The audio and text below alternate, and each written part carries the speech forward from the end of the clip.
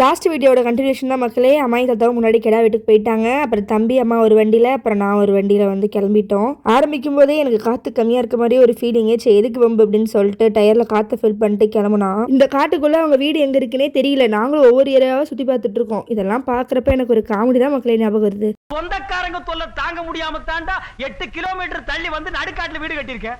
உங்களுக்கு எல்லாம் பஸ் எப்படா கிடைக்குது? நாங்க வண்டியில வந்தோங்க அப்படின்னு சொல்லிட்டு சாப்பிட பந்தியில உட்கார ஆரம்பிச்சிட்டோம். நான் தான் முதல்ல உட்காருவேன் அப்படின்னு சொல்லிட்டு இலையே பிடிச்சிட்டேன். இவங்க தான் எங்க அத்தை. எங்க வீட்டு விசேஷத்துக்கு தான் போயிருக்கோம். எல்லாரும் சாப்பிட்றத வீடியோ எடுக்க சொல்லி எங்க அத்தை பிள்ளைகிட்ட சொன்னேன். அவ குடுன்னு வேகமா ஓடி வந்து இந்தாங்க எடுத்துட்டேன் அப்படின்னு சொல்லிட்டு அவ்வளோ வேகமா கொண்டு வந்து என்கிட்ட கொடுத்தா. நீ குட்ராசாமி அப்படின்னு சொல்லிட்டு நான் வாங்கிட்டு பந்தி முடிஞ்சு 1/2 மணி நேரம் ஆச்சு. அப்பயும் நம்ம உட்காந்து சாப்பிட்டு ரசத்துல சாப்பிட்டு தான் போவேன் அப்படின்னு சொல்லிட்டு பாருங்க. அடுத்த வந்தியே எல்லாம் உட்கார போறாங்க. எனக்காக எல்லாரும் வெயிட்டிங். அப்புறம் ரொம்ப நாள் கழிச்சு எல்லாரும் பேசிட்டு இருக்கோம் பாத்தீங்களா. ஸோ வந்து எல்லாரும் கூடயும் வந்து உட்காந்து கொஞ்சம் நேரம் காசி பேசிட்டு நாங்கள் கிளம்பிட்டோம். எங்க போனோம் அதை நெக்ஸ்ட் வீடியோல பார்க்கலாம். Bye guys, keep smiling.